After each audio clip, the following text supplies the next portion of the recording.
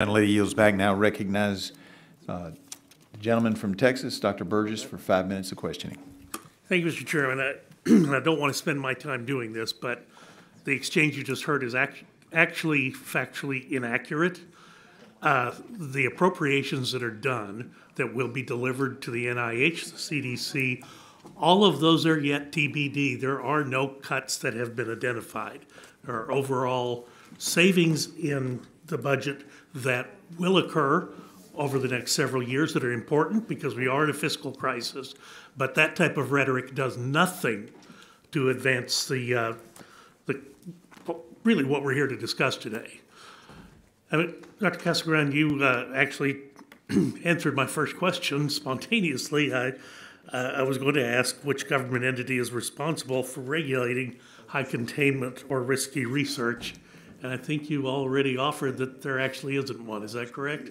Right. It depends on what the entity is researching, which pathogens, and also where its funding is derived from. But for the highest level of containment, almost all of those pathogens are select agents, and so it would fall under the select agent program, either under the CDC or the USDA. So still two separate entities. But beyond that, it depends on if the agent is a select agent or if the funding is derived from a federal agency. If it's not a select agent and it's not funded by a federal agency, then there might not be federal oversight. Well, let me ask Mr. Pekosh, if I pronounced your name correctly. You identified loopholes that need to be closed. Is that along the line of what you were describing by closing loopholes? I think in your written testimony you say that you don't differentiate between, well, let me just be sure that I've got it correctly because I thought it was an important point that you made in reference to closing loopholes. Yeah, biosafety is independent of funding sources. Yes. That's essentially what I was saying. Yeah. And I think that's a really important point to make. Biosafety is a standard that is dependent upon the experiments you're doing, the pathogens you're working with, and the facilities that you have. We shouldn't be monitoring that or changing that, I should say, in any way based on simply where the money is coming from. And I think that's such a valid point. Dr. Hawley, I really appreciated your historical reading of how things developed at Fort Detrick. You know, I sat in a committee room here, it was probably 2013 or 2014. Well, I can remember reading as a medical student when smallpox was eradicated, right? In Ethiopia, they'd done the ring vaccinations, they'd isolated the last cases. We're going to beat this disease. We're going to wipe it off the face of the earth.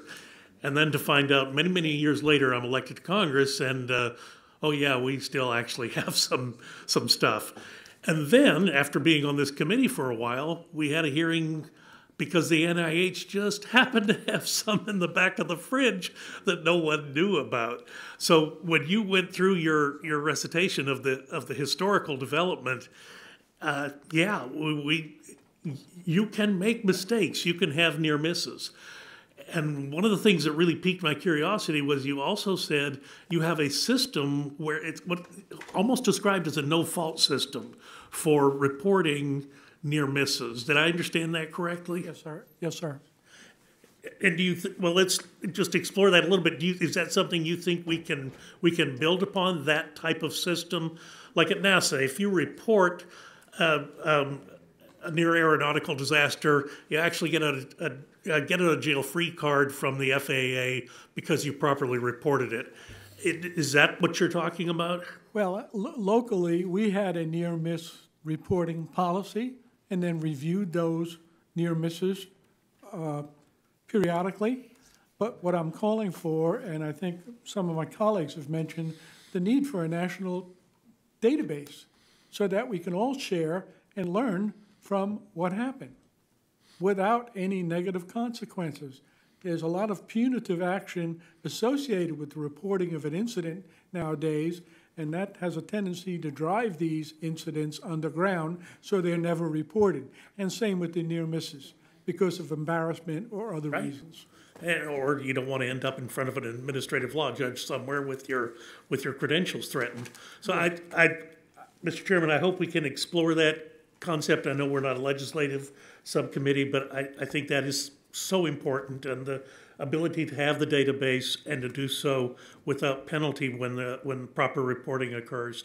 Maybe that could have avoided some of the difficulties that we see now with EcoHealth Alliance. But I really appreciate your testimony today. It's been a very instructive. And to emphasize that some of my colleagues have made, that monitoring should be done by an agency that does not provide the funding. Because that, to me, that's the analogous to the fox watching the hen house. Thank you. Important safety tip. Thank you, sir. And I suggest you lean over